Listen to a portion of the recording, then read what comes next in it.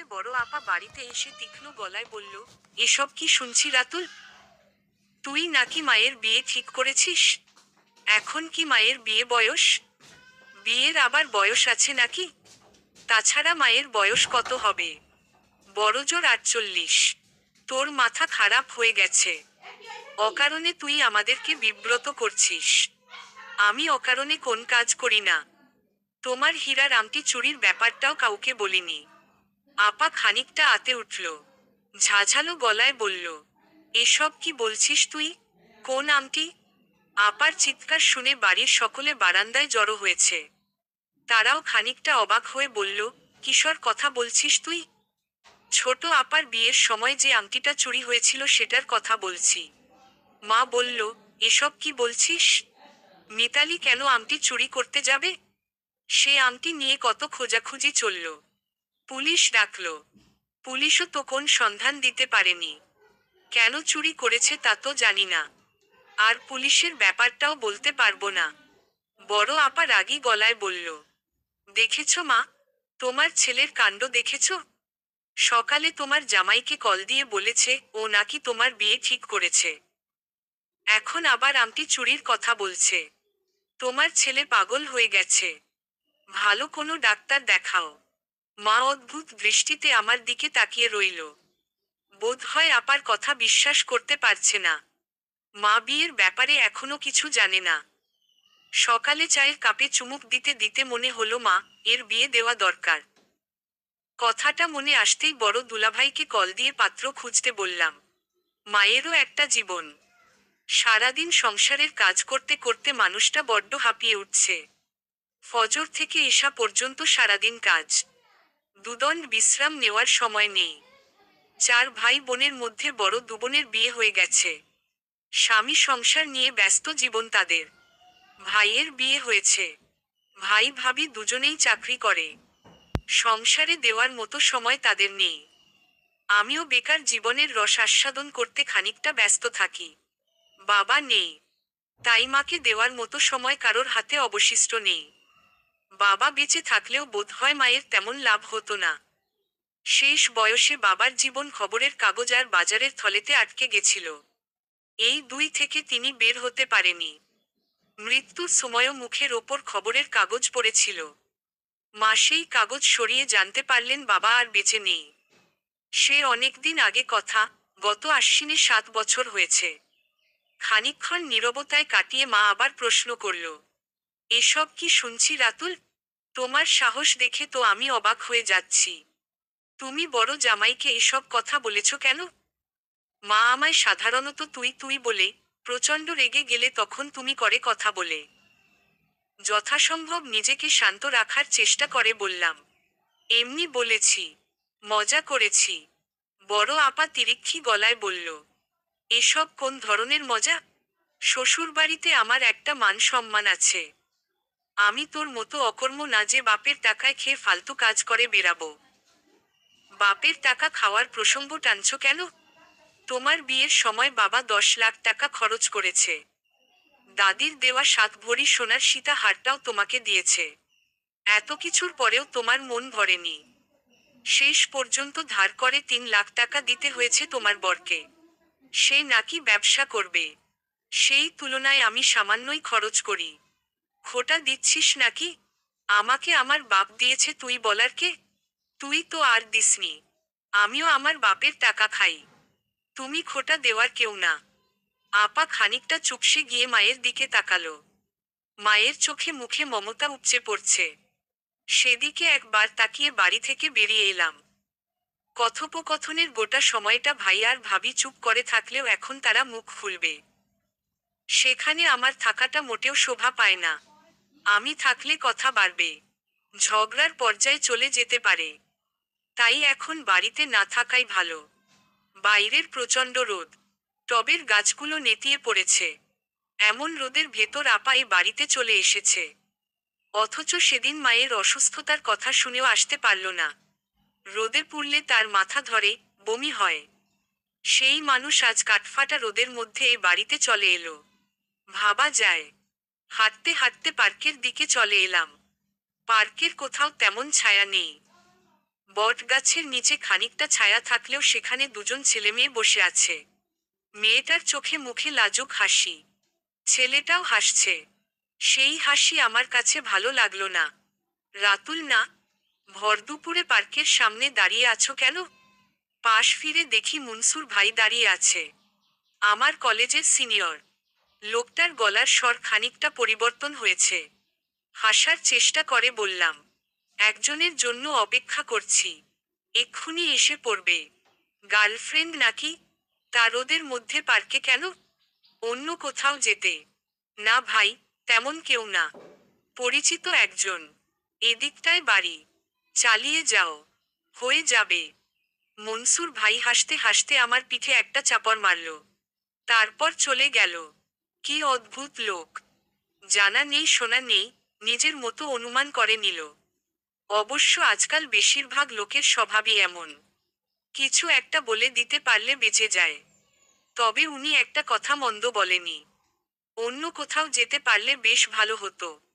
রোদের মধ্যে দাঁড়ানো যাচ্ছে না, সূর্যের তাপে রাস্তা গরম হয়ে গেছে। বেশ কদিন ধরে বৃষ্টি হচ্ছে না, পিপাসাও লেগেছে। মিনিট দুয়েক সামনে হাঁটলে একটা মুদি দোকান, সেখানে গিয়ে এক বোতল পানি কিনলাম। 15 টাকা দাম। পানির স্বাদ বেশ ঝাঝালো, খানিকটা বৃষ্টির পানির মতো। এসেছো কতক্ষণ? কাঙ্ক্ষিত মানুষটাকে দেখতে পেয়ে মুখে হাসি ফুটে উঠল। ঝলমলে গলায় বললাম, বেশিক্ষণ হয়নি। তোমার আসতে অসুবিধা হয়নি তো? না, তেমন কোন অসুবিধা হয়নি। তুমি তো দেখছি পাক্কা খিলাড়ি, এক কথায় ঝামেলা শুরু করে দিয়েছে। বেশিরভাগ ছেলে মেয়ে দ্বিতীয়বার মায়ের বিয়ে মেনে নিতে পারে না, সমাজও ব্যাপারটা একটু বাঁকা চোখে দেখে। তাই চেষ্টা করে দেখলাম, এসব করে লাভ হবে তো? লাভ না হোক লস হবে না। তাছাড়া চেষ্টা করতে দোষ কি? চেষ্টায় দোষ কিছু নেই। আমটির ব্যাপারটা কি সত্যি নাকি? বড় আপা আমটি চুরি করেছিল?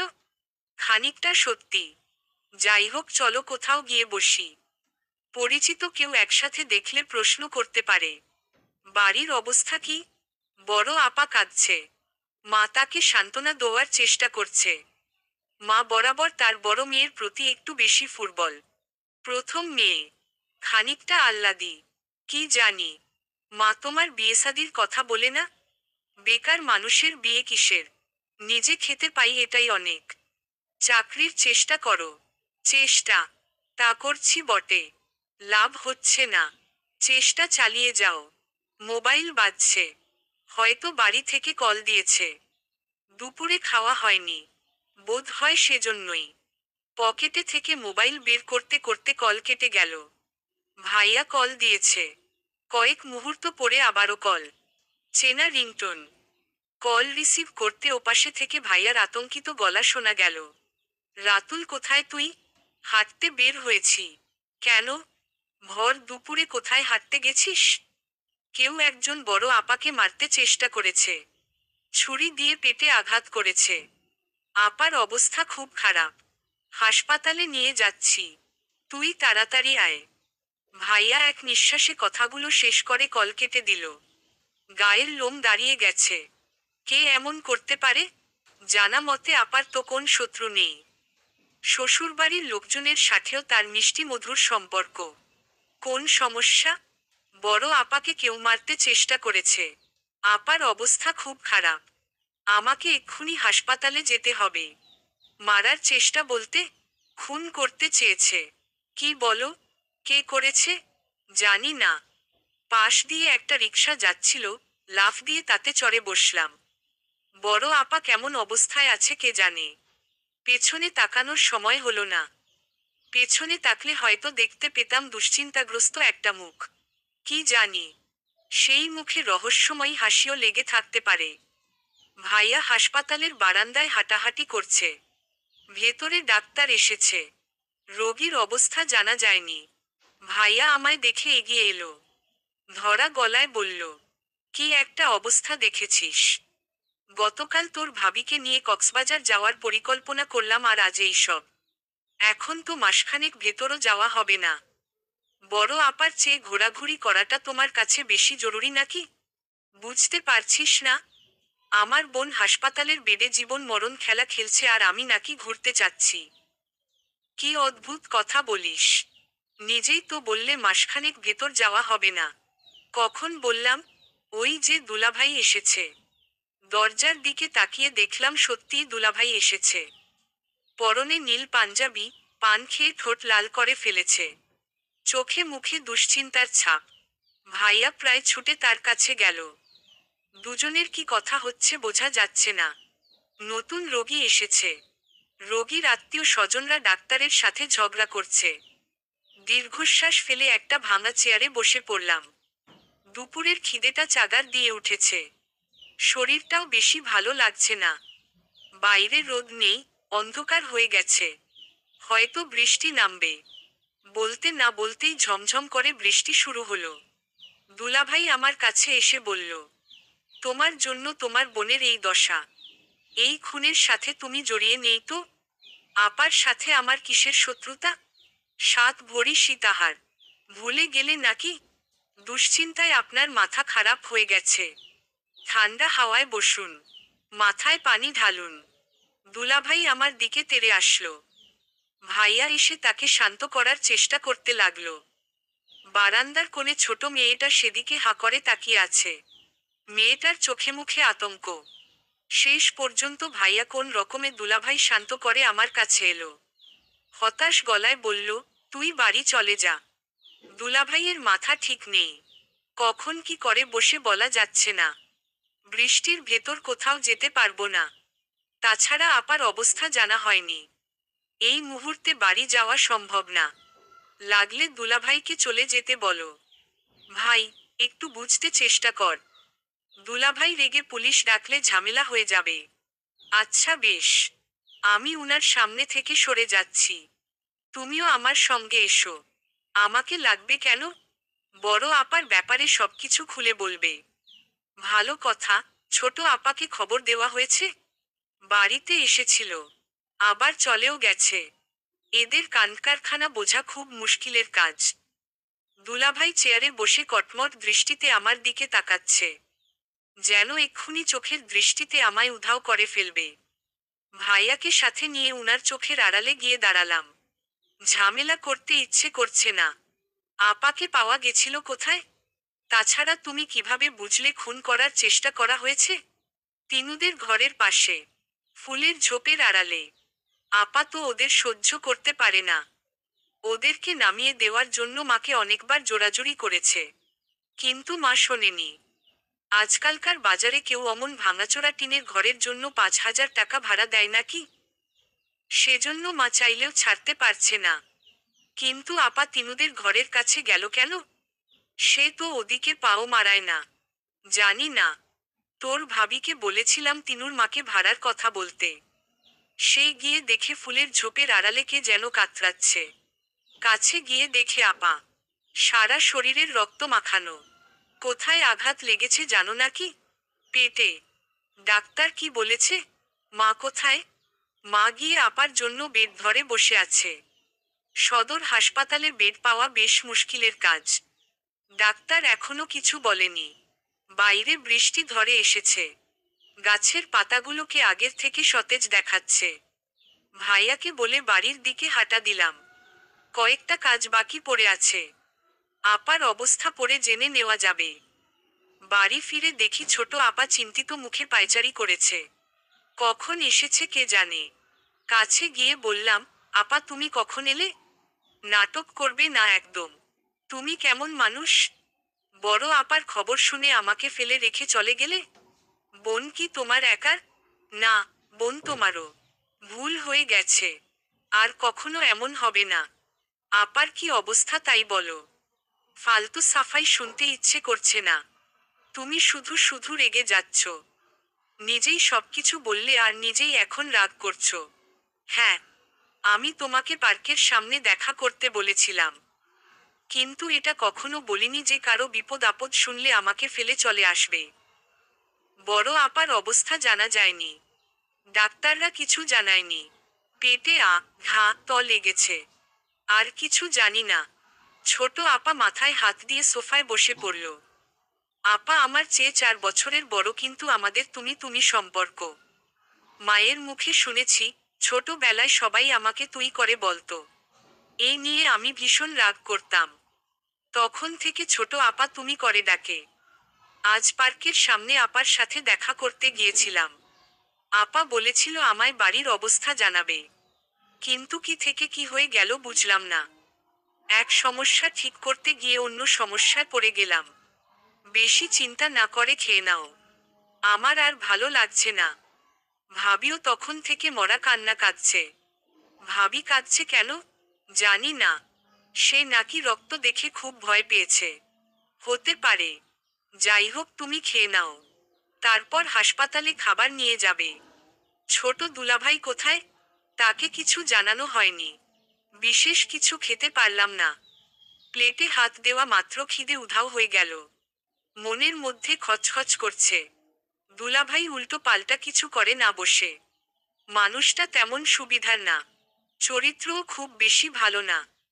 আমাদের ভাড়াটে তিনুর মাকে নাকি কিসব প্রস্তাব দিয়েছিল। তাই নিয়ে বিশাল ঝামেলা। তারপর থেকে বড় আপা তিনুর মাকে চোখে দেখতে পারে না। উনি নাকি দুলাভাইয়ের নামে মিথ্যে কথা বলছে। অথচ আমরা সবাই জানি তিনুর মা মিথ্যে কথা বলছে না। মানুষ হিসাবে মহিলা খুব চমৎকার। দারুণ রূপবতী। স্বামী মারা যাওয়ার পর থেকে এক ছেলেকে নিয়ে থাকে। আগে বাপের বাড়িতে থাকতো। কোন এক সমস্যার কারণে ভাড়া বাড়িতে এসে উঠেছে। সেলাই মেশিনের কাজ করে, কিছু হাঁস মুরগি পালে, স্বামীর জমানো কিছু ছিল। সবকিছু মিলিয়ে বেশ সচ্ছল পরিবার। আমাদের বাড়ি না ছাড়ার এটাও একটা কারণ। সব বাড়িতে হাঁস মুরগি পালতে দেয় না। চোখের পাতা লেগে এসেছিল। এমন সময় ছোট আপা এসে ডেকে তুলল। ঝলমলে গলায় বলল, বড় আপার তেমন কোন সমস্যা হয়নি। পেটের চামড়া কেটেছে শুধু। সেলাই দিলে ঠিক হয়ে যাবে। তবে অনেক রক্ত বের হয়েছে। আপাতত সমস্যা নেই, কিন্তু পরে রক্ত দেওয়া লাগতে পারে। ভালো খবর শোনালে। এখন দারুণ ঘুম হবে। ঘুমানোর সময় নেই। ভাবি রান্না করছে। সেগুলো নিয়ে হাসপাতালে যাবে। আর দুলা ভাইয়ের সাথে ঝালেমা করবে না। ঠিক আছে। ভাবি বাড়িতে তেমন কাজ করে না। কিন্তু আজ কোমর বেঁধে রান্না করেছে। এইটুকু সময়ের মধ্যে 4 পদের রান্না শেষ। এখন চুলার ওপর মুরগির গোশত। সারা ঘর মশলার গন্ধে ভরে গেছে। ভালোই বুঝতে পারছি এসব খাবার দুলা ভাইয়ের পেটে যাবে। আপা বা মা কিছুই খেতে পারবে না। হাসপাতালে গিয়ে জানলাম দুলাভাই কেবিন নিয়েছে। ওয়ার্ডে অত মানুষের ভেতর থাকতে নাকি তার অস্বস্তি লাগবে। তাছাড়া কে কখন বমি করে, থুথু ফেলে ঠিক নেই। বড়ই ঘেন্নার ব্যাপার। আপার এখনো জ্ঞান ফেরেনি। পেটে 6টা সেলাই লেগেছে। তবুও ভাগ্য ভালো, ভেতরে কোন ক্ষতি হয়নি। মা আপার ঘুমন্ত মুখের সামনে বসে দোয়া কালাম পড়ছে। আমায় দেখে ইশারায় চুপ থাকতে বলল। দুলাভাই কেবিনে নেই। রাতের দিকে আপার জ্ঞান ফিরল। মা তখন ঘুমোচ্ছে। দুলাভাই এখনো ফেরেনি। মাকে ডাকতে যাচ্ছিলাম। আপা ইশারায় চুপ থাকতে বলল। তোকে অনেক ঝামেলায় ফেলে দিলাম। তাই না রে ভাই? না তেমন কিছু না। তুমি একটু শুয়ে থাকো। যে সমস্যা হয়েছে, তাতে আগামী কয়মাস শুয়ে থাকতে হয় আল্লাহ ভালো জানে। তোর দুলাভাই এসেছিল? এসেছিল। কিন্তু এখন কোথায় আছে বলতে পারি না। আপা দীর্ঘশ্বাস ছাড়ল। হতাশ গলায় বলল, আমাদের এসব না করলেই ভালো হতো। মানুষকে ধোঁকা দিতে গেলে এমনই হয়। তুমি এসব ভেবো না। আমরা ভুল কিছু করিনি। আমার জীবনটা এমন কেন হলো রে ভাই? বলতে পারিস কিছু? এতদিন বিয়ে হয়েছে অথচ একটা ছেলে মেয়ে নেই। সংসারে অশান্তি। সব ঠিক হয়ে যাবে আপা। চিন্তা করো না। কবে ঠিক হবে ভাই? মাথা নিচু করে বসে রইলাম। উত্তর দেওয়ার ভাষা খুঁজে পাচ্ছি না। খানিকক্ষণ চুপ থেকে আপা বলল, আমি মরলে সবকিছু ঠিক হয়ে যেত। আজ কেন বেঁচে গেলাম? আপা তুমি থামবে? আমাদের কথায় মা জেগে গেছে। চোখ খোলা দেখে নিচু হয়ে আপার কপালে চুমু খেল। শব্দ করে বলল, আলহামদুলিল্লাহ। আচ্ছা আপা, তোমায় ছুরি মারল কে? তাছাড়া তুমি ওদিকে গেছিলেই বা কেন? তিনুর মায়ের থেকে 2টা মুরগি কিনতে চেয়েছিলাম। তোর দুলাভাই দেশি মুরগি খাওয়ার কথা বলছিল সেদিন। আপা কথা শেষ করার আগে একজন নার্স এলো। রোগা লম্বা মতো একটা মেয়ে। একটা কাচের বোতল হাতে নিয়ে নাড়াতে নাড়াতে বলল, উনাকে দিয়ে কথা বলাচ্ছেন কেন? এত কথা বললে তো পেটের সেলাই কেটে যাবে। তখন কি করবেন? মা খানিকটা লজ্জিত হলো। আমি মুখে কথা বলার সাথে পেটের সেলাই সম্পর্ক নির্ণয় করতে ব্যস্ত হয়ে গেলাম। নার্স মেয়েটা আপাকে ইঞ্জেকশন দিয়ে চলে গেল। এরা প্রয়োজনের বেশি 1 মিনিটও দাঁড়ায় না। দুলাভাই আসলো রাত 11টার দিকে। এসেই নিজের ব্যস্ততা বর্ণনা শুরু করল। ব্যবসার অবস্থা ভালো না। অনেক দৌড়াদৌড়ি করতে হয়। মা উনাকে ভাত বেড়ে দিল। খেতে বসেও নানান কথা বলছে। মনে হচ্ছে এটা ওনার বাড়ি অথবা পরিচিত কারো বাড়িতে বেড়াতে এসেছেন। মনে প্রাণে চাচ্ছিলাম উনি যেন কোন নার্সের ঝাড়ি খান, কিন্তু কেউ এদিকে এলো না। খাওয়া শেষ পকেট থেকে পান বের করে মুখে দিলেন। আঙুলের মাথায় চুন লাগাতে লাগাতে বললেন, মিতালিকে যে খুন করার চেষ্টা করেছে, তাতে আমি ছাড়ব না। দরকার হলে কাকড়ার গর্ত থেকে টেনে বের করব। কার কলিজায় এত সাহস জানা দরকার। খুব দরকার। আমি ভালো মন্দ কিছুই বললাম না। মা আপার ঘুমন্ত মুখের দিকে তাকিয়ে রইল। কি অসহায় সেই দৃষ্টিতে। দুলাভাই নিজের কথা রাখলেন। সকাল হতে না হতে পুলিশ নিয়ে হাজির হলেন। তার ধারণা আপাকে যে খুন করতে চাইছে সে আবার চেষ্টা করবে। পুলিশের হাতে ব্যাপারটা থাকলে হয়তো কিছুটা ভরসা পাওয়া যেতে পারে। দারোগা সাহেব দুলাভাইয়ের পরিচিত। 2জন কনস্টেবল সাথে নিয়ে তিনি নিজেই এসেছেন। এসে থেকে আপাকে নানান রকমের প্রশ্ন করছেন। আপা সেসব প্রশ্নের উত্তর দিতে চাইছে না। মুখ বেজার করে মায়ের দিকে তাকিয়ে আছে। মা দুলাভাইয়ের কাজে বেশ সন্তুষ্ট। আগ্রহ নিয়ে সব কথা শুনছে। নিজেও কিছু উত্তর দিতে চাইছে। দুলাভাই কেবিনের ভেতর থাকলেন না। বারান্দায় হাঁটাহাঁটি করছেন। মাঝে মধ্যে দরজায় উকি কথা বলছেন। কর্কশ গলা। খানিকটা কাকের মতো। আমি নীরস মুখে দেওয়ালের সাথে হেলান দিয়ে দাঁড়িয়ে আছি, শরীরটা ভালো লাগছে না। রাতে ভালো ঘুম হয়নি। খানিক বাদে নার্সের সাথে দুলাভাইয়ের কথা কাটাকাটি শুরু হলো। সেসব কথার কিছুটা আমার কানেও এলো। নার্স মেয়েটা কর্কশ গলায় বলছে, আপনার হাসপাতালে পুলিশ নিয়ে এসেছেন কেন? পারিবারিক সমস্যা বাড়িতে মেটাতে পারেন না? দুলাভাই গম্ভীর গলায় বলল, আমার স্ত্রীকে খুন করার চেষ্টা করা হয়েছে। এতে খানিকটা উদ্বিগ্ন হয়ে আছি। এসব সেন্টিমেন্টাল ব্যাপার আপনি বুঝবেন না। তাছাড়া আমরা কেবিন নিয়েছি। আপনাদের সমস্যা হওয়ার কথা না। না বুঝলে না বুঝবো। কিন্তু এভাবে বারান্দায় দাঁড়িয়ে চিৎকার করছেন কেন? কেবিন নিয়েছেন, কেবিনের ভেতর যান। কেবিনের ভেতর এত লোক ধরে না। না ধরলে চুপচাপ দাঁড়িয়ে থাকুন। আপনার চিৎকারে অন্য রোগীদের অসুবিধা হচ্ছে। দুলাভাই শেষ পর্যন্ত সুবিধা করতে পারলেন না।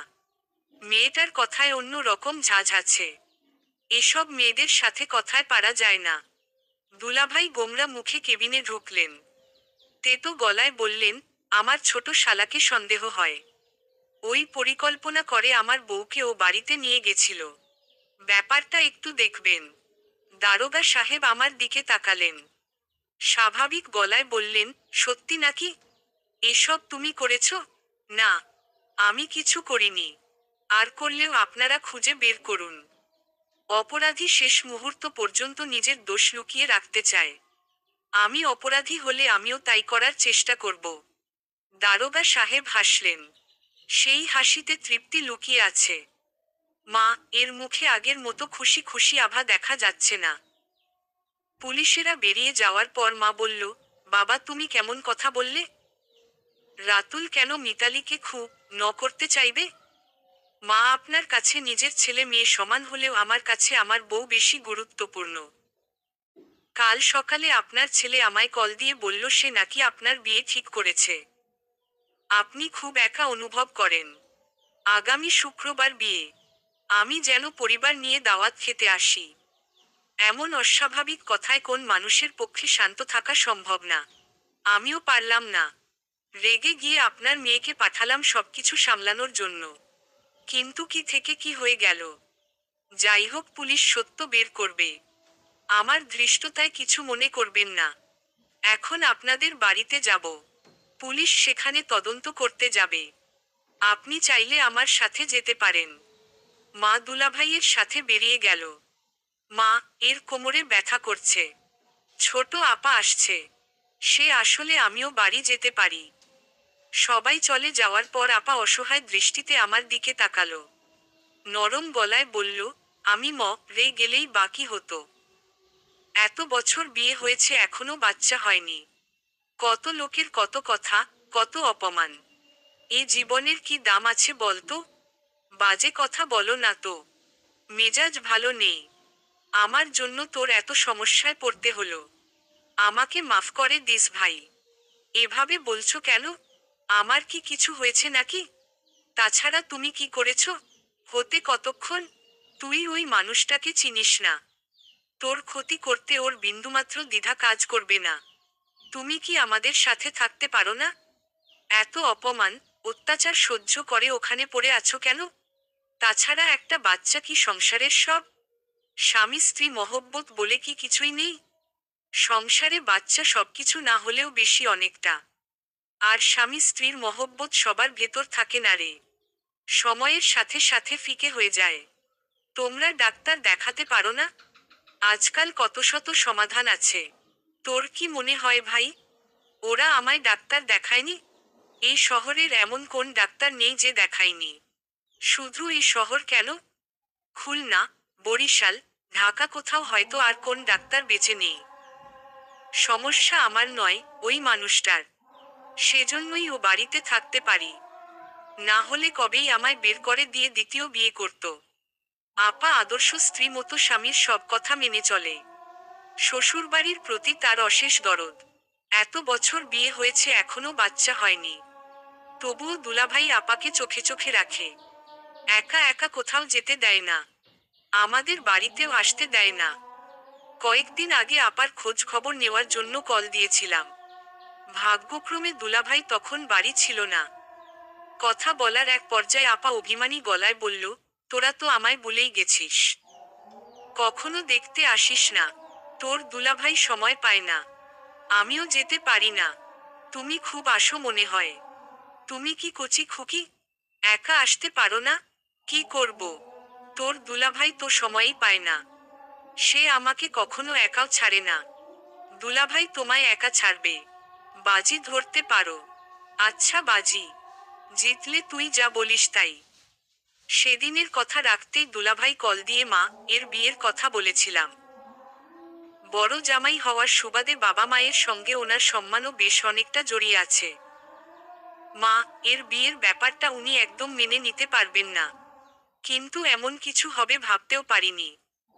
বড় আপাকে কিছু বলতে যাব এমন সময় ছোট আপা কেবিনে ঢুকলো।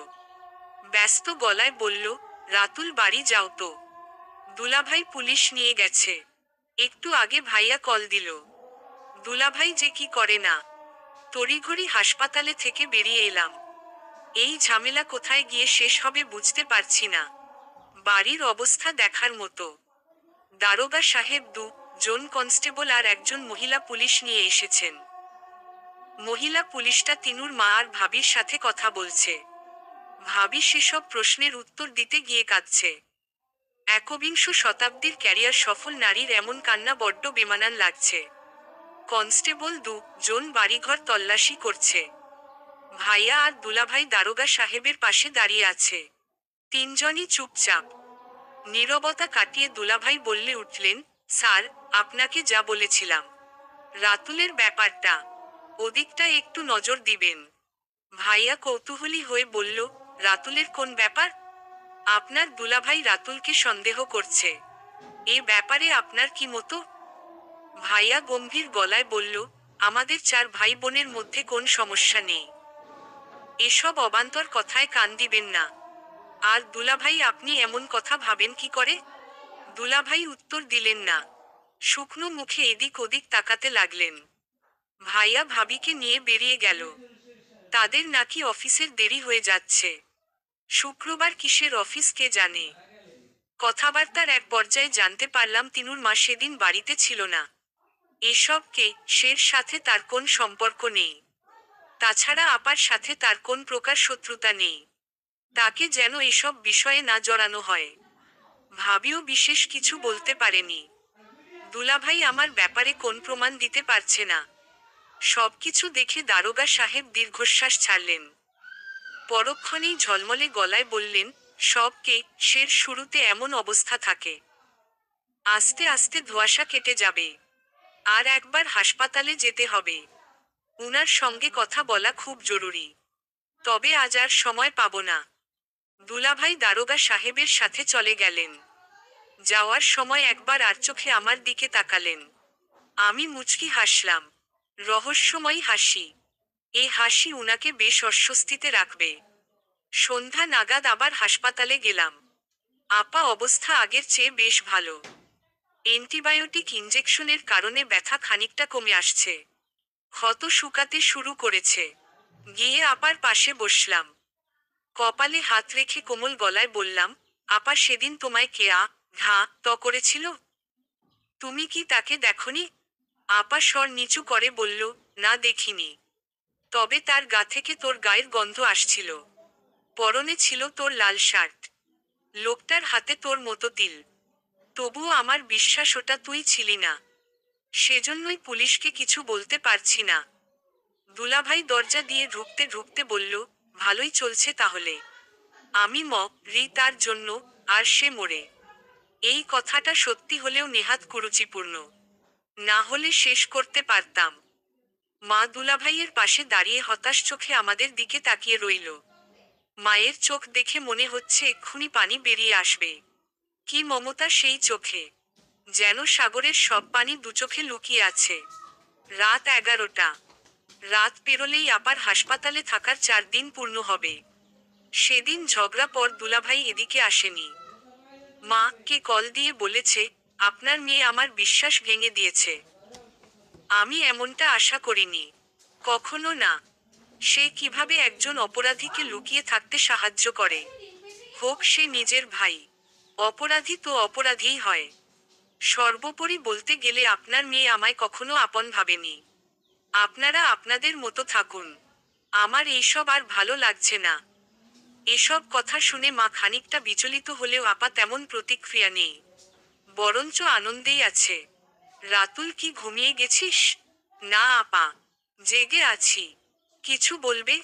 তোর লাল শার্টটা হারিয়ে গেছিল না? মনে করে দেখ তো। আমি তেমন কিছু মনে করতে পারলাম না।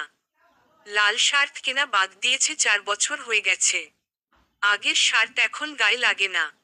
আগের চেয়ে খানিকটা মোটা হয়েছি। আগের শার্টগুলো টাইট হয়ে যায়। আমায় চুপ থাকতে দেখে আপা বলল, কিরে, কথা বলছিস না কেন? মনে নেই তোর? আমি বললাম, না আপা।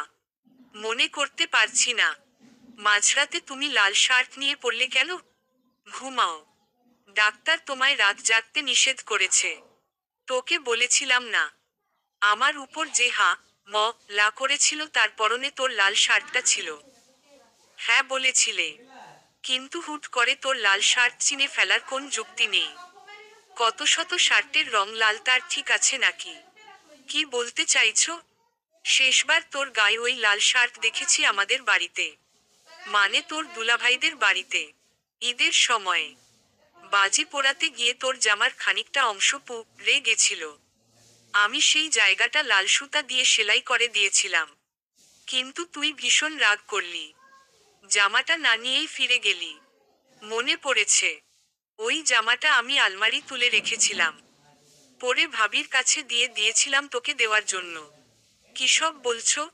ভাবি তো কখনো কোন জামা দেয়নি। আচ্ছা। এসবের সাথে ভাবি জড়িয়ে নেই তো? পুলিশের ওপর আমার কোন বিশ্বাস নেই। তুই একটু নিজের মতো করে খোঁজ লাগা। মনে হচ্ছে এসব কোন গভীর ষড়যন্ত্র। আমি ভালো মন্দ কোন উত্তর দিলাম না। চুপচাপ আকাশের দিকে তাকিয়ে রইলাম। চাঁদের আলোয় শহরটা অন্যরকম লাগে। অদ্ভুত সুন্দর। তবে সে সৌন্দর্য উপভোগ করাটা খুব কঠিন। রাস্তায় ল্যাম্পপোস্টের আলো জ্বলছে। সকাল হতে না হতেই দুলাভাই এসে হাজির। এসেই মা এর হাত পা ধরে মাফ চাইতে আরম্ভ করেছে। রাগের কারণে তার মাথা ঠিক ছিল, ইত্যাদি ইত্যাদি। সেসব কথা শুনতে ইচ্ছে করল না। চুপচাপ হাসপাতাল থেকে বেরিয়ে এলাম। আপার কথামতো কাজ করতে গেলে একজন গোয়েন্দা খোঁজ করতে হবে। আমার পক্ষে এসবকে সমাধান করা সম্ভব না। সবাইকে ধরে ধরে পেঁচানো প্রশ্ন করো, কে কি উত্তর দেয় খেয়াল করে শোনো। খুবই ঝামেলার কাজ। আমার এক বন্ধুর এসব ব্যাপারে বেশ আগ্রহ ছিল। শুনেছি কয়েকটাকে সমাধান করেছে। কে সমাধান করলে নাকি মোটা টাকা পাওয়া যায়। মোবাইল ঘেঁটে তার নম্বর বের করলাম। ওর সাথে যোগাযোগ নেই অনেক দিন। নম্বরটা চালু আছে কি না কে জানে। আল্লাহর নাম নিয়ে কল দিলাম। না, রিং হচ্ছে। দুবার রিং হওয়ার পর কল রিসিভ হলো। ওপাশ থেকে একটা মেয়ের রিনরিনে মিষ্টি গলায় শোনা যাচ্ছে। মেয়েটা খুব সুন্দর করে সালাম দিল। নরম গলায় বলল, কে আপনি? এটা কি পারভেজের নম্বর? হ্যাঁ। নম্বরটা তো ভাইয়ার, কিন্তু ভাইয়া আপাতত বাসায় নেই। মাগরিবের আগে তাকে পাওয়া যাবে না। খুব বেশি দরকার হলে নদীর পাড়ে চলে যান, ভাইয়া সেখানে মাছ ধরছে। রোগা মতো ফর্সা একটা ছেলে। একটা বকুল গাছের নিচে বসে বড়শি দিয়ে মাছ ধরছে। রাখছি। কল কেটে গেল। কি অদ্ভুত মেয়ে রে বাবা। ভালো মন্দ কিছু বলার সুযোগই দিল না। হুট করে দুলাভাই আসার কারণে সকালে খাওয়া হয়নি। মানুষটাকে আমার কাছে মাকড়সার মতো লাগে। মেয়ে মাকড়সা। পেটে ডিম নিয়ে ঘুরে বেড়ায়। খাওয়ার জন্য একটা দোকানে ঢুকলাম। একটা পরোটা 10 টাকা, ডিম ভাজা 20 টাকা। আজকালকার দিনে টাকার কোন মূল্য নেই। পকেটে মাত্র 100 টাকার একটা নোট পড়ে আছে। বেকার অবস্থা না ঘুচলে পকেটের উন্নতি হওয়ার কোন লক্ষণ নেই। খাওয়া শেষে বাড়ি ফিরে এলাম। পারভেজের সাথে দেখার করতে নদীর পাড়ে যেতে ইচ্ছে করল না। একবার সন্ধ্যাবেলা ওদের বাড়ি যাব। আন্টি খুব সুন্দর চা বানায়। চিনি একদম পারফেক্ট থাকে। চায়ের ওপর স্বর ভাসে না। ভাবির মোবাইলটা চেক করতে হবে। আপা বোধহয় ভাবিকেই সন্দেহ করেছে। কিন্তু এসব কাজে ভাবির কি লাভ? আপাদের সাথে ভাবির গলায় গলায় প্রেম। রাতুল কখন এলে? আপার কি অবস্থা? মায়ের কোমরে ব্যথা করেছে? এই তো এক্ষুনি এলাম। আপার অবস্থা আগের চেয়ে বেশ ভালো। মা, এর কোমরে ব্যথা নেই। যাক, ভালোই হলো। সকালে খেয়েছো? না খেলে এসো। বিরিয়ানি রান্না করেছি। তুমি আজকাল রান্নাবান্নাও শুরু করেছো। বেশ ভালো। কেন, তোমার ভাবি বুঝি রাঁধতে পারে না? পারলেও তেমন একটা রান্না করে না। যাই হোক, বাদ দাও। আপার খবর শুনে মনটা ভালো লাগছে। তুমি খেতে আসো। মুখ দেখে মনে হচ্ছে পেট খালি আছে। ভাবি রান্নাঘরে চলে গেল। আমার পেট খুব একটা খালি নেই, কিন্তু বিরিয়ানির নাম শুনে খিদে লাগতে শুরু করেছে। এই খাবারের সাথে কিছুর তুলনা হয় না। ভাবি প্লেট সাজিয়ে দিল। খুব সুন্দর পরিবেশনা। প্লেটের কোনায় সালাদ, বাটিতে দই। যেন কোন উৎসব বাড়ি। খাবারের স্বাদটাও অসাধারণ। কয়েক গাল মুখে দেওয়ার পর থেকে অদ্ভুত লাগতে শুরু করলো। কেমন যেন গলা জ্বলছে। শরীরের ভেতর খারাপ লাগছে। বমি পাচ্ছে। খাবার শেষ করতে পারলাম না। তার আগেই বমি শুরু হলো। শব্দ শুনে ভাবি দৌড়ে এলো। ব্যস্ত গলায় বলল, কি হলো তোমার? খাবারে কোন সমস্যা নাকি? জানি না। খুব খারাপ লাগছে। মাথায় পানি দিয়ে শুয়ে থাকো। আমি ওষুধ দিয়ে যাচ্ছি। ভাবি 2টা ওষুধ দিয়ে গেল। একটা ওষুধের রং সবুজ। দেখলে মনে হয় কোন ফলের বীজ। ওষুধ খেয়ে বিছানায় পিঠ এলিয়ে দিলাম। শরীরটা বড্ড ক্লান্ত লাগছে। যখন ঘুম ভাঙল তখন রাত হয়ে গেছে। জালানা দিয়ে চাঁদের আলো ঘরে ঢুকছে। আমার মাথার কাছে একজন নারী মূর্তি। পরনের নীলচে শাড়িটা চাঁদের আলোয় জ্বলজ্বল করছে। সে আমার কপালে হাত বুলিয়ে দিচ্ছে। কত স্নেহ মিশে আছে এ ছোঁয়ায়। ছোট আপা কখন এলে? বিকেলে। তোর কেমন লাগছে এখন? ভালো লাগছে। তুমি কষ্ট করে আসতে গেলে কেন? দুলাভাই একা থাকবে। ওসব চিন্তা করতে হবে না। রান্না করে রেখে এসেছি। অফিস থেকে ফিরে খেয়ে নিবে। কি সব হচ্ছে বলতো? কি হচ্ছে? পুলিশ বড় আপার ব্যাপারে কোন কিছু করতে পারছে না। দুলাভাই আবার বিকেলে আপার সাথে ঝগড়া করেছে। তুই অসুস্থ। ভাবি সন্ধ্যা থেকে কাঁদছে। ভাবি কাঁদছে কেন? ভাইয়া আসছে না তাই। ভাইয়া কোথায় গেছে? কোন মেয়েকে নিয়ে নাকি পালিয়ে গেছে? এসব কি বলছো তুমি? সত্যি নাকি? জানি না। আমার মোবাইল বাজছে। বালিশের পাশ থেকে মোবাইলটা বের করে কানে ধরলাম। ওপাশ থেকে ভাইয়ার গলা শোনা গেল। ভাইয়া মিনমিনে গলায় বলল, রাতুল তুই যেখানেই থাকিস, এক্ষুনি হাসপাতালের পেছনে চলে আয়। কোন প্রশ্ন করবি না। কাউকে কিছু বলার দরকার নেই। চুপচাপ চলে আসবি। কুইক। ফোন নামিয়ে রাখলাম। ছোট আপা বলল, কে কল দিয়েছে? কেউ না। আমার একটু কাজ আছে। আমাকে যেতে হবে। কোথায় যাবি? পারভেজের সাথে দেখা করতে। পারভেজ কে? আমার গোয়েন্দা বন্ধু। টেনশন করো না। তুমি খেয়ে ঘুমিয়ে পড়ো। ভাইয়ার সাথে কতবার এমনভাবে দেখা করেছি ঠিক নেই। হুট করে কল দিয়ে তার কাছে যেতে বলে। প্রতিবার কোথাও না কোথাও ঘুরতে গেছি, কিছু না কিছু খেয়েছি। কিন্তু আজ ব্যাপারটা অন্য রকম লাগছে। কেমন একটা ভয় ভয় করছে। বের হওয়ার আগে পারভেজকে কল দিলাম। এবারও মেয়েটা কল ধরেছে। রিনরিনে গলায় জানালো তার ভাই এখনো বাড়ি ফেরেনি। কখন ফিরবে বলতে পারছে না। বোধহয় আজ কোনো মাছ পায়নি তাই এখনো ফেরেনি। ভাই আসলে তাকে আমার কথা জানাবে। দীর্ঘশ্বাস ফেলে রিকশায় চড়ে বসলাম। রাত খুব বেশি না। রাস্তায় লোকের ভিড়। কেউ কেউ ফুটপাতে দাঁড়িয়ে ফুচকা চটপটি খাচ্ছে। হঠাৎ একটা মেয়ের দিকে চোখ আটকে গেল। সেদিনের সেই মহিলা পুলিশটা। দুহাত ভরে চুড়ি পরে রাস্তার পাশে দাঁড়িয়ে আছে। পরনে লাল রঙের সালোয়ার কামিজ। ওড়নাটা কোমরে বাঁধা। অদ্ভুত লাগলো ব্যাপারটা। পুলিশের এমন সাজ হবে কেন? নাকি কোন অপরাধীকে ধরতে এমন সেজেছে? ভাইয়া হাসপাতালের পেছনে ল্যাম্পপোস্টের নিচে দাঁড়িয়ে আছে। এদিকে তেমন লোকজন নেই। পরিষ্কার রাস্তা। ল্যাম্পপোস্টের আলোয় চিরপরিচিত মানুষটাকে বড্ড অদ্ভুত দেখাচ্ছে। একদম অচেনা। তার ডান হাতে একটা ছুরি চকচক করছে। ভাইয়া আমার দিকে তাকিয়ে মুচকি হাসল। কি অদ্ভুত সেই হাসি। সারা শরীরের লোক দাঁড়িয়ে যায়। এ কি? রাস্তাটা এত দুলছে কেন? রাস্তা কি কখনো দুলতে পারে? না না, এ আমার মনের ভুল। আমার মস্তিষ্ক আমায় ভুল দেখাচ্ছে। দু জনের মাঝে কয়েক মুহূর্তের রাস্তা, অথচ এ পথকে অসীম মনে হচ্ছে। ভাইয়া এগিয়ে এসে আমার হাত ধরল। মততা মেশানো ভীতু গলায় বলল, ঠিক আছিস? এমন কাঁপছিস কেন? জ্বর নাকি? উত্তর দিলাম না।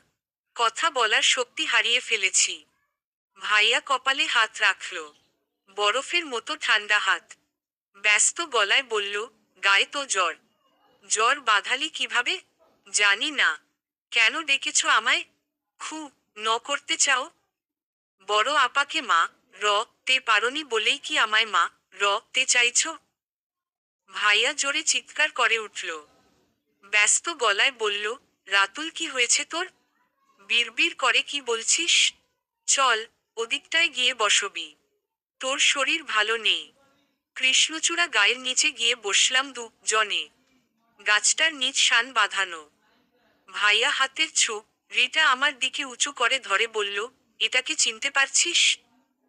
খুব ভালো মতো দেখে বললাম, না। চিনতে পারছি না। মনোযোগ দিয়ে দেখ। এই ছুরিটা আমরা জনে আব্বার সাথে গিয়ে বানিয়ে এনেছিলাম। ছুরিতে আমাদের নামও খোদাই করা আছে।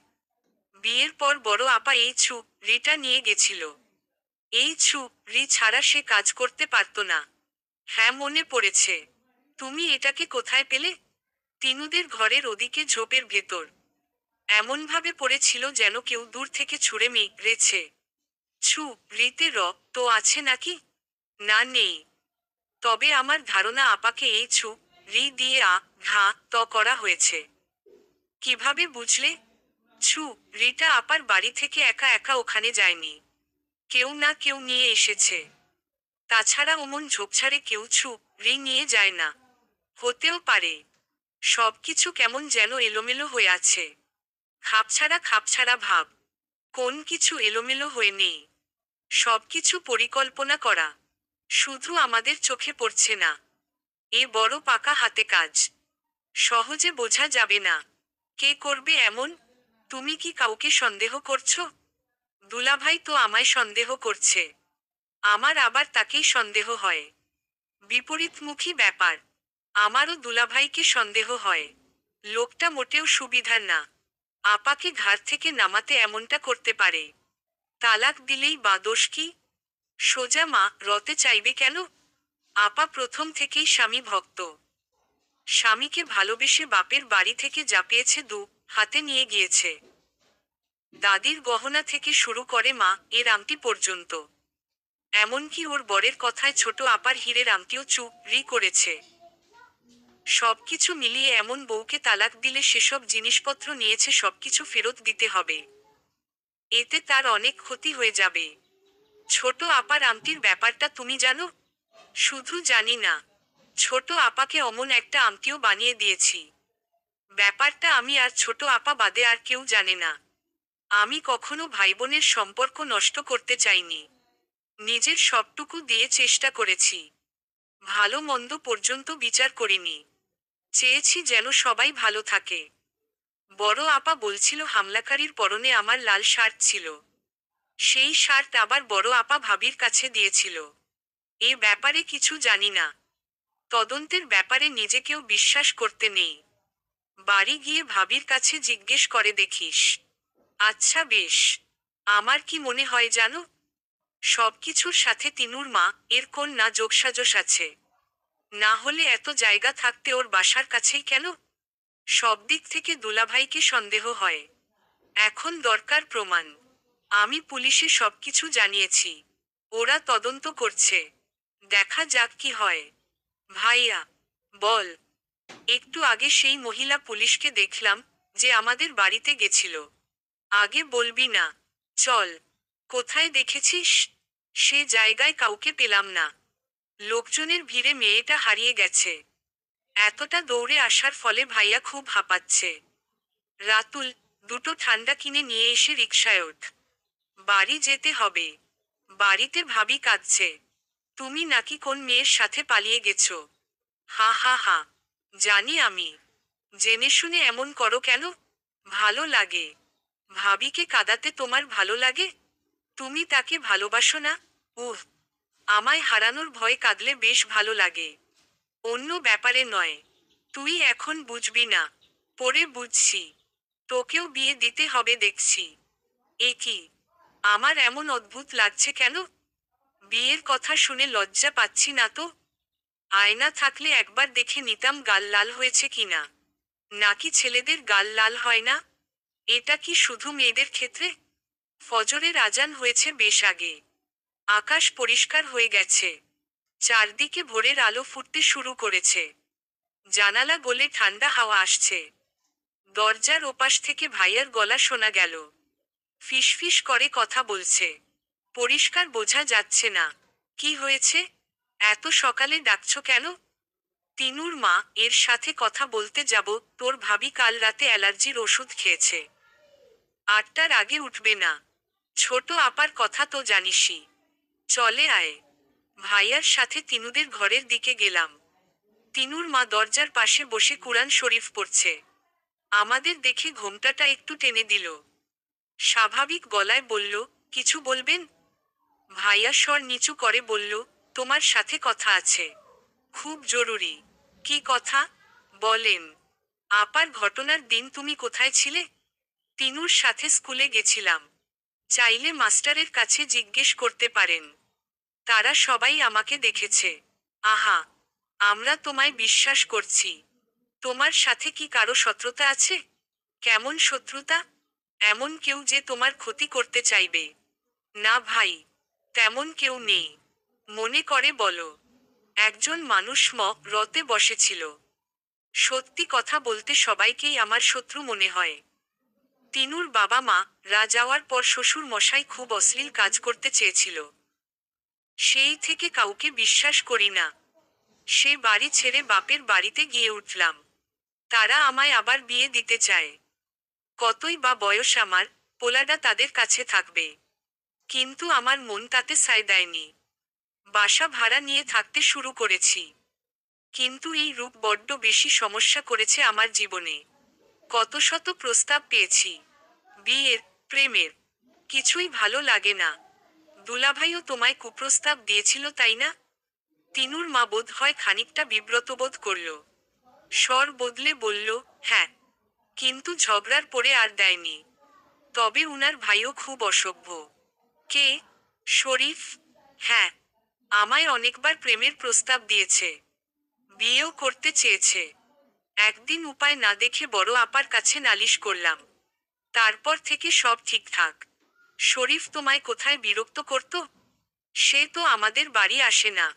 সব জায়গা, রাস্তাঘাট, তিনুর স্কুলের পথে। তোমায় অনেক ধন্যবাদ। তিনুর মা ভালো মন্দ কিছু না বলে ঘরের ভেতর চলে গেল। বোধ হয় সে এখন কিছুক্ষণ কাঁদবে। অশ্রুভেজা চোখ কাউকে দেখাতে চায় না। ভাইয়া চোখ মুখ চকচক করছে, যেন বিরাট কিছু করে ফেলেছে। রাতুল চল, পুকুর পাড়ে গিয়ে খানিকক্ষণ বসি। সিঁড়ি বাঁধানো পুকুর, পুকুরের দুপাশে ফুল গাছ, সবকিছু ভাইয়ার নিজ হাতে করা। মানুষটা বড্ড গোছালো স্বভাবের। কিছু বুঝতে পারছিস? না। বিশ্বাস হলো না। যাই হোক, আমিই বলছি। আমার মনে হয় এসবের পেছনে শরীফ জড়িয়ে আছে। তার সাথে দুলাভাই।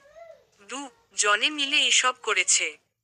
সম্পূর্ণ দোষ তোর ওপর চাপিয়ে দেওয়ার জন্য তোর মতো সেজে এসেছিল। শরীফ এসেছিল নিশ্চয়ই। দুলাভাইয়ের যে ভুঁড়ি। দু জনেই শব্দ করে হেসে উঠলাম। ভালো লাগছে। বেশ ভালো। দু জন মিলে সোজা রান্নাঘরে চলে গেলাম। ভাবি চুলার পাশে দাঁড়িয়ে ফোনে কথা বলছে। খানিকটা চুপিসারে বলা চলে। ভাইয়া ভাবিকে হাসতে হাসতে বলল, শরীফের সাথে কথা বলছো নাকি? ভাবি চমকে উঠল। তার হাত থেকে মোবাইল পড়ে গেল। ভাইয়া সযত্নে মোবাইলটা হাতে তুলে নিল। কল লিস্ট বের করে আমায় দেখিয়ে বলল, কার কল দেখছিস? কল লিস্টের শেষ নম্বরটা শরীফ ভাই নামে সেভ করা।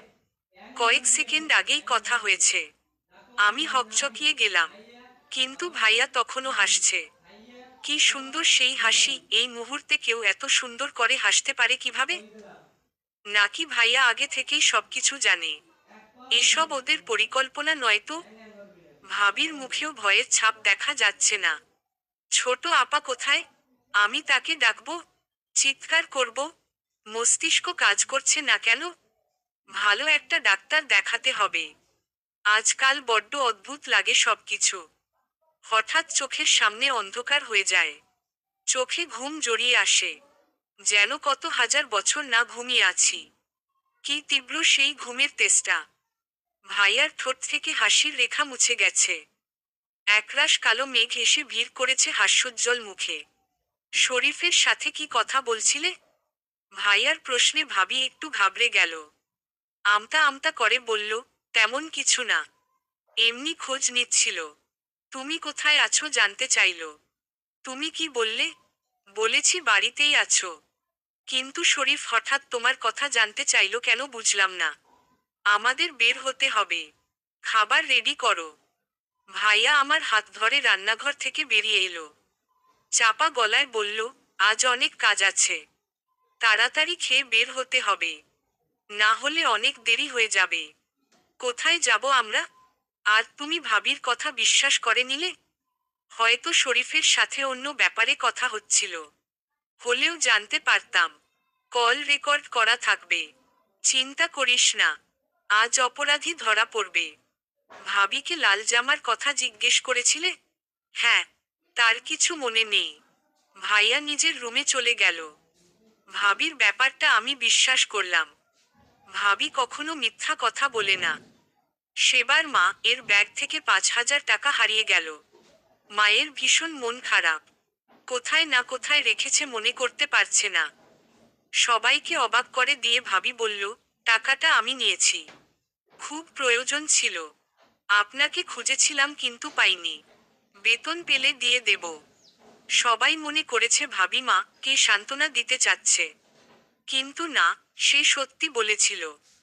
মা, এর ব্যাগ থেকে টাকা নিতে আমি দেখে ফেলেছিলাম। ভাবি অবশ্য আমাকে দেখেনি।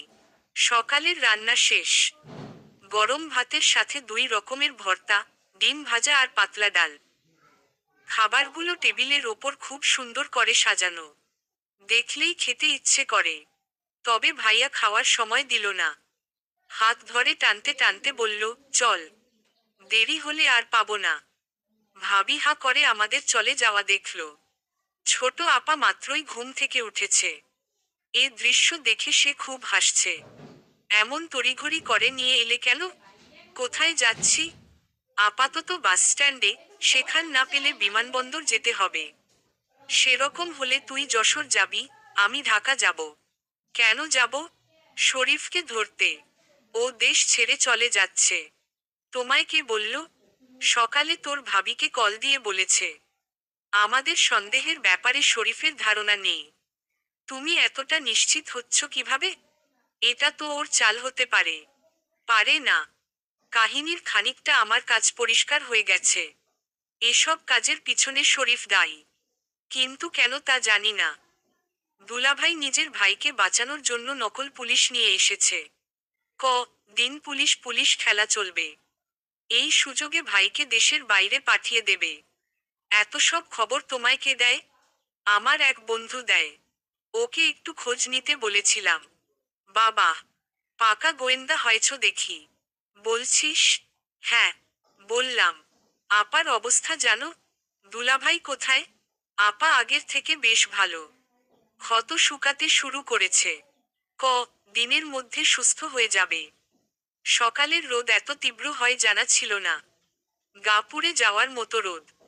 অথচ ঠান্ডা হাওয়া বইছে। রিকশা নিয়ে বাসস্ট্যান্ড চলে গেলাম। ভাইয়ার সন্দেহ শতভাগ ঠিক। দুলাভাই শরীফকে নিয়ে একটা দোকানের সামনে দাঁড়িয়ে আছে। শরীফ যতটা সম্ভব নিজেকে আড়াল করে রেখেছে। ভাইয়া ওদের দিকে এগিয়ে গিয়ে সালাম দিল। হাসি মুখে বলল, বেয়াই সাহেব কোথাও যাচ্ছ নাকি? শরীফ হাসতে চেষ্টা করে বলল, হ্যাঁ বেয়াই। ঢাকায় একটা চাকরি পেয়েছি। ওখানেই থাকবো। কেমন চাকরি? ভালো চাকরি। মেয়ের বাপরা এক চান্সে মেয়ে বিয়ে দেবে এমন ভালো। আমি তোমার বিনা পয়সায় খাবার ব্যবস্থা করে দিতে পারি। যদি তুমি চাও। দুলাভাই পাশে দাঁড়িয়ে উসখুস করছে। হয়তো কোন দুশ্চিন্তায় আছেন। ভাইয়া আমার দিকে তাকিয়ে ঠোঁট চেপে হাসল। আমি স্বাভাবিক গলায় বললাম, দুলাভাই শুধু নিজের ভাইকে চাকরির ব্যবস্থা করে দিলেন। আমি কি আপনার পর? দুলাভাই হাসলেন। বিব্রতকর পরিস্থিতি এড়াতে মানুষ এমন করে হাসে। তরল গলায় বললেন, তোমার জন্যও ব্যবস্থা করব। সময় আসুক। তোমার আপা সুস্থ হোক। আমি হাসলাম। দুলাভাই কিছু একটা ভেবে বললেন, তোমায় সন্দেহ করে ভুল করেছিলাম। পুলিশের সাথে আমার কথা হয়েছে। ওরা তোমার ব্যাপারে কোন সূত্র পায়নি। কিছু মনে করো না ভাই। ওই পরিস্থিতিতে কিছু খেয়াল ছিল না। ভাইয়া দুলাভাইয়ের কাঁধে হাত রেখে বলল, নাকি নিজের ভাইকে বাঁচাতে আমার ভাইকে ফাঁসিয়ে দিচ্ছিলেন? কাজটা কি ঠিক? এসব কি বলছো তুমি? মাথা ঠিক আছে তোমার? খুব আছে। 4-5 জন পুলিশ এসে আমাদের ঘিরে ধরল। শরীফ বোধহয় খুব ভয় পেয়েছে। দৌড়ে পালাতে গেল। কিন্তু লাভ হলো না। একজন পুলিশ ওর হাত চেপে ধরল। পুলিশটার মুখ দেখে মনে হচ্ছে হাত ভেঙে ফেলবে। দুলাভাই, সব খেলা শেষ। আপনার ভাই যেমন আপনার কাছে প্রিয়, আমার ভাই বোনও আমার কাছে প্রিয়। দুলাভাইয়ের চোখে মুখে আতঙ্ক। শেষ রক্ষা করতে না পারার আফসোস।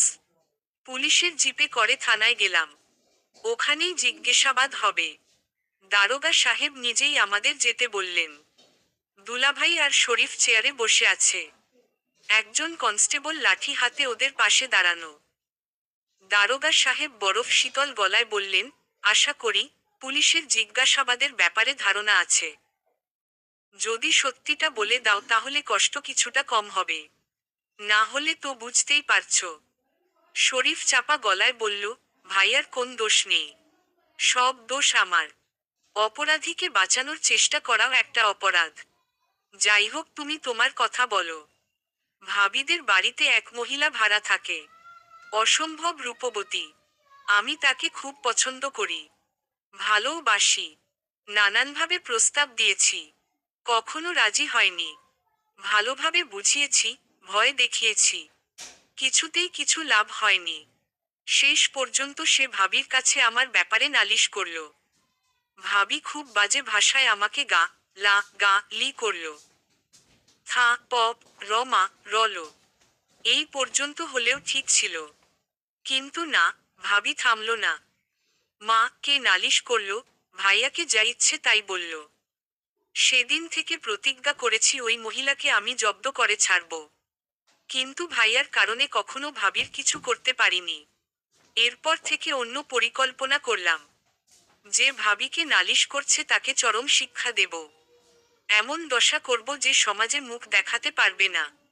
পথের ফকির বানিয়ে দেব একদম। কিন্তু ও বাড়িতে তেমন যাওয়া আসা ছিল না। ভাবির রাগারাগি পর একদমই যেতাম না।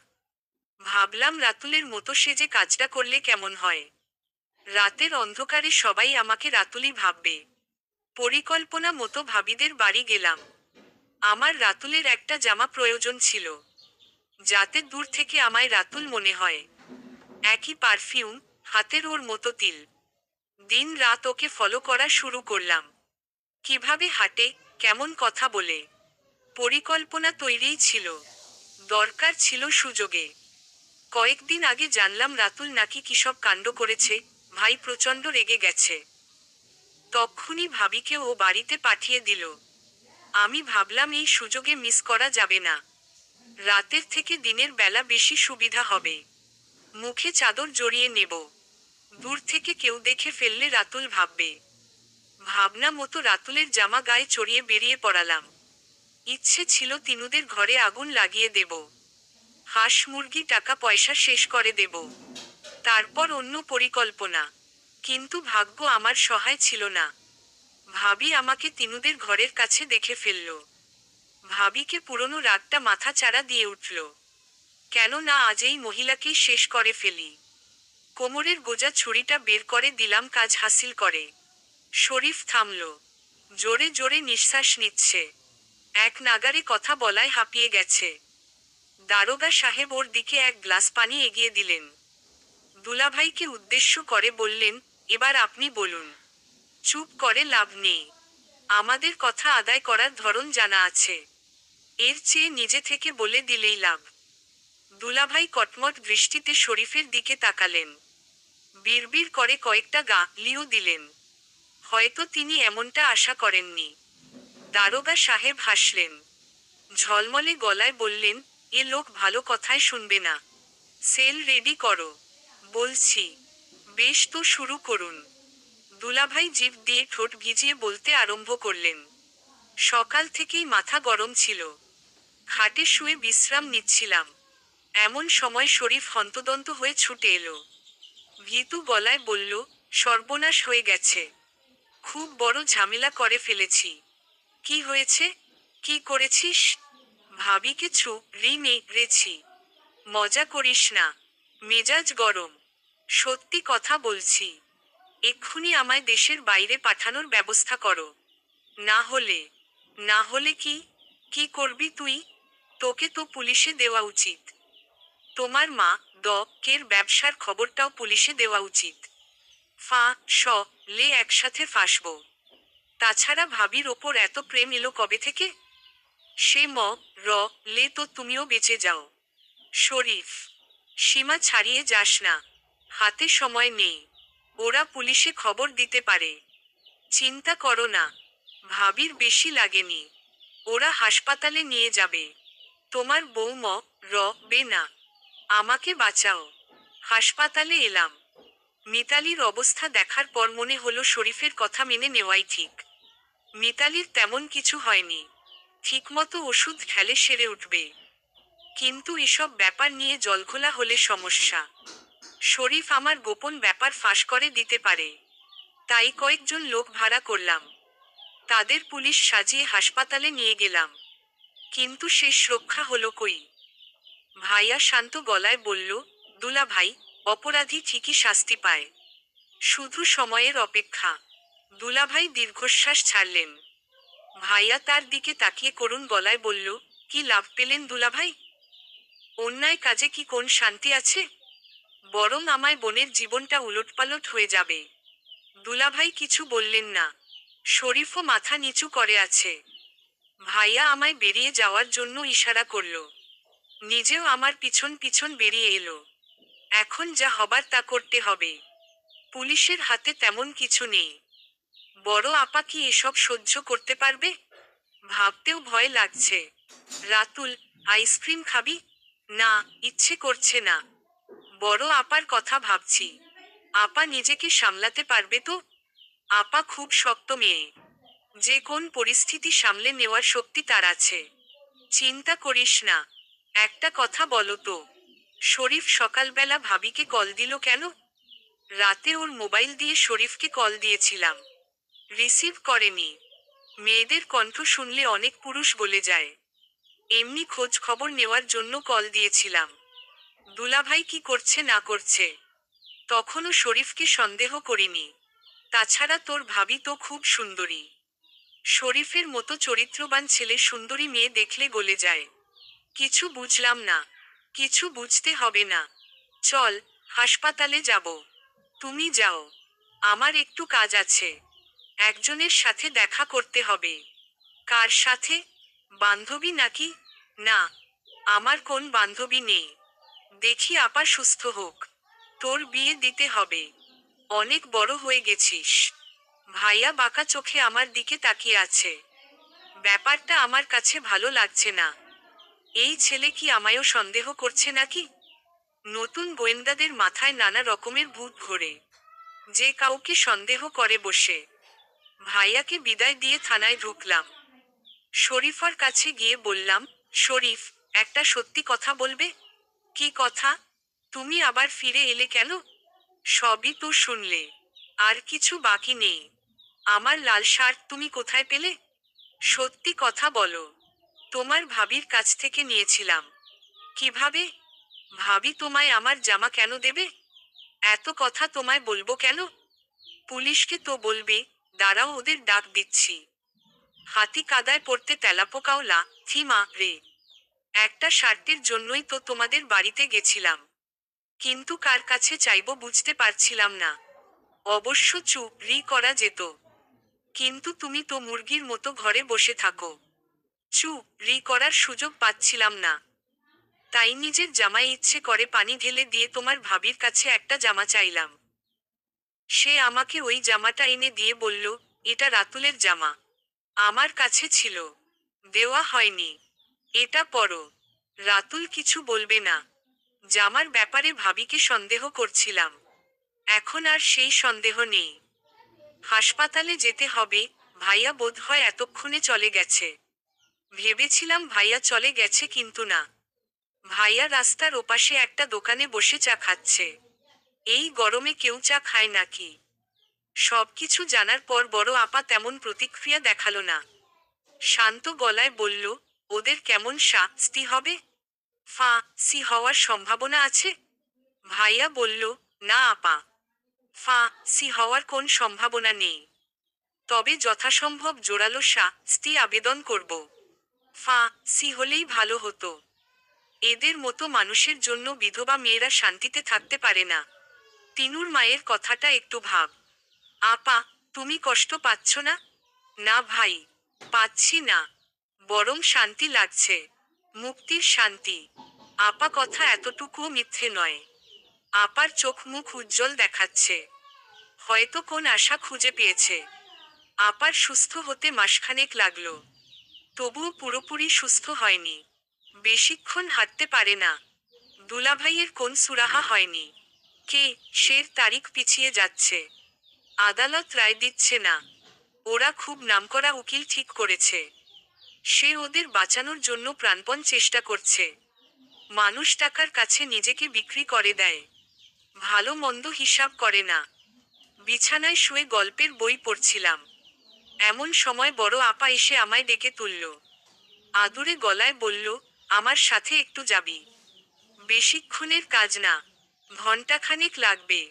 কোথায় যাবে? তুমি তো এখনো সুস্থ হওনি। ও বাড়িতে যাব। কিন্তু জিনিস আনতে হবে। বড় আপা খুব জেদি। একবার কিছু বললে না করা পর্যন্ত শান্ত হয় না। তাই তাকে না করার সুযোগ হলো না। নীল শার্টটা গায়ে ঝুলিয়ে আপার সাথে গেলাম। ও বাড়িতে গিয়ে আপা কারোর সাথে কথা বলল না। সোজা নিজের ঘরে ঢুকে সোনার গহনাগাটি ব্যাগ ভরতে লাগলো। আপা শাশুড়ি তেড়ে এসে তীক্ষ্ণ গলায় বলল, এসব নিচ্ছিস কেন? এসব কি তোর বাপের বাড়ি থেকে নিয়ে এসেছিস? হ্যাঁ, এগুলোর বেশিরভাগ জিনিস আমি বাপের বাড়ি থেকে নিয়ে এসেছি। শুধুমাত্র এগুলো নয়, আপনার বসার ঘরে পাতানো সুন্দর সোফাটা আমার বাবার দেওয়া। রান্নাঘরের গ্যাসের চুলা থেকে বেশিরভাগ জিনিস আমি বাপের বাড়ি থেকে নিয়ে এসেছি। আজ তো শুধু গহনা নিয়ে যাচ্ছি, দুদিন পর এসে এগুলোও নিয়ে যাব। এছাড়া 3 লাখ টাকা রেডি রাখবেন। আপনার ছেলেকে ব্যবসার জন্য এনে দিয়েছিলাম। আপার শাশুড়ি খানিকটা দমে গেল। স্বর নিচু করে বলল, মাইয়া গো, জীবনে স্বামী সব। ঝগড়া সংসারের বাতির মতো। সবকিছু ভুইলা তুমি এ বাড়িতে চলে আসো। আমরা তো তোমায় ভালোবাসি। না, আপনারা আমায় ভালোবাসেন না। একটা সন্তান হওয়া নিয়ে অনেক কথা শুনিয়েছেন। কত কবিরাজ ওঝার কাছে নিয়ে গেছেন। অথচ সমস্যার আপনার ছেলের। যাই হোক, পুরনো কথা তুলতে চাই না। সত্যি কথা কি জানেন, কাঁচা লোহা বেশি পিটালে অস্ত্র হয়ে যায়। পরের বার থেকে সাবধানে থাকবেন। আসি। আপা আর কোন কথা বলল না। বাড়ি থেকে বেরিয়ে এলো। আমি অবাক হয়ে আপাকে দেখছি। মানুষটা কতটা বদলে গেছে। এই আপা একসময় শ্বশুরবাড়ির জন্য পাগল ছিল। প্রতি রোজায় ইফতার, 2 ঈদে জামা কাপড়, কোন কিছু বাদ যেত না। বাবা মা রা যাওয়ার পর থেকে ভাইয়া সবকিছু দিয়ে এসেছে। মানুষ কত বদলে যায়। কাল একটু থানায় যাবি? কাজ আছে। দুলাভাইয়ের সাথে দেখা করবে? তালাকনামা চাইব। বহুদিন বাদে আপা খুব সুন্দর করে সেজেছে। পরনে হালকা গোলাপি শাড়ি, খোপায় বেলি ফুলের মালা, 2টো কাঁচা গোলাপ বসানো। আপা একটু বেশিই সুন্দর দেখাচ্ছে। 40-এর কাছাকাছি পৌঁছে যাওয়া কোন মেয়েকে এত সুন্দর দেখায় জানা ছিল না। বাড়িতে ভালো মন্দ রান্না হচ্ছে। কোন অনুষ্ঠান আছে নাকি কে জানে। ভাবি আমায় আড়ালে ডেকে নিয়ে বলল, আজ বড় আপাকে দেখতে আসবে। তুমি ভালো কিছু পরে নাও। বাজারের গিয়ে মিষ্টি নিয়ে এসো। আপার বিয়ে ঠিক করলো কে? তাছাড়া পাত্রকে? তোমায় ভাইয়ের কলিগ, মিরাজ সাহেব। লোকটা বেশ ভালো। প্রথম বৌমা রা গেছে। কোন ছেলে মেয়ে নেই। এখানেই বাসা ভাড়া করে থাকে। আপা রাজি? হুম। যারা কষ্ট দেয় তাদের জন্য অপেক্ষা করতে নেই। ফিরে যাওয়াটাও বোকামি। যাই হোক, মিরাজ সাহেব আসলেই বেশ ভালো মানুষ। হাসি খুশি। সবার সাথে হেসে হেসে কথা বলছে। আপার দিকে আওরচোখে তাকাচ্ছে, পরক্ষণে নিজেই লজ্জা পাচ্ছে। আগের দুলাভাই মাস 4 আগে তালাকনামা পাঠিয়ে দিয়েছিল। সে সময় আপা একটুও কাঁদেনি। খানিকক্ষণ চুপ করে বসেছিল। জীবন কত বিচিত্রময়। মানুষ কত শত স্বপ্ন দেখে কিন্তু তার বেশিরভাগ বাস্তবে ধরা দেয় না। আপা ওই খারাপ মানুষটাকে মনপ্রাণ দিয়ে ভালোবেসেছে। জীবনের সবকিছু উজাড় করে তার সাথে সুখী হতে চেয়েছে। কিন্তু সম্ভব হয়নি। আচ্ছা, আপার জীবনটা কি অন্য রকম হতে পারত না? হয়তো পারত, নয়তো পারত না। কোন এক শ্রাবণ সন্ধ্যায় আপার সাথে মিরাজ ভাইয়ের বিয়ে হয়ে গেল। বাইরে প্রচণ্ড বৃষ্টি। ইলেকট্রিসিটি নেই। এ বাড়িতে ওদের বাসর হবে। ছোট আপা অকারণে ছোটাছুটি করছে। তার বয়স বেশ অনেকটা কমে গেছে। বৃষ্টির মধ্যে আমায় দোকানে পাঠালো। ফুল আনতে হবে। বাসরঘর ফুল ছাড়া মানায় না। কাগজের ফুল হলে হবে না, কাঁচা ফুল আনতে হবে। ফুল খুঁজে পেতে বেশ ঝামেলা পোহাতে হলো। বৃষ্টিতে ফুলের দোকান বন্ধ হয়ে গেছে। অবশেষে কাক ভেজা অবস্থায় বাড়ি ফিরলাম। ছোট আপা দৌড়ে এসে বলল, ফুল এনেছিস? এত দেরি করলি কেন? রাত শেষ হলে ঘর সাজাবো নাকি? এনেছি। ছোট আপা আমার হাত থেকে ফুলের ব্যাগটা ছিনিয়ে নিয়ে হাঁটা ধরল। আমার দিকে ফিরে তাকানোর সময় হলো না তার। সকলে বসার ঘরে গল্প করছে। ভাবি কারণে অকারণে হাসছে। মা, এর চোখের কোণে অশ্রু টলটল করছে। বারবার আঁচলে চোখ মুছছে। শুধুমাত্র ছোট আপা এখানে নেই, সে ঘর সাজাচ্ছে। কি এমন ঘর সাজাচ্ছে দেখতে সেদিকে উকি দিলাম। ছোট দুলাভাই আমায় দেখে বেশ লজ্জা পেল। তড়িঘড়ি ঘর থেকে বেরিয়ে গেল। ছোট আপা স্বাভাবিক গলায় বলল, সাজানো শেষ। দেখ তো কেমন হয়েছে। ঘরটা সত্যিই খুব সুন্দর করে সাজানো। বিছানায় আকাশি রঙের চাদর, তাতে সাদা আর লাল ফুলের কাজ। পাশের টেবিলে ফুলদানি ভর্তি গোলাপ ফুল। খাটের কোনায় রজনীগন্ধার মালা ঝুলছে। ঘরের চারকোনায় 4টে ঘিয়ের প্রদীপ। আবছা আলোয় ঘরটা একটু বেশিই সুন্দর দেখাচ্ছে। কে বলছে অপ্রকাশিত ঘটনায় জীবন থেমে যায়? জীবন তো কখনো থামে না। নদীর মতে বয়ে চলে। পাহাড় জঙ্গল ছাড়িয়ে সাগরের খোঁজে। সাগরটাই বুঝি সব সুখের নীড়।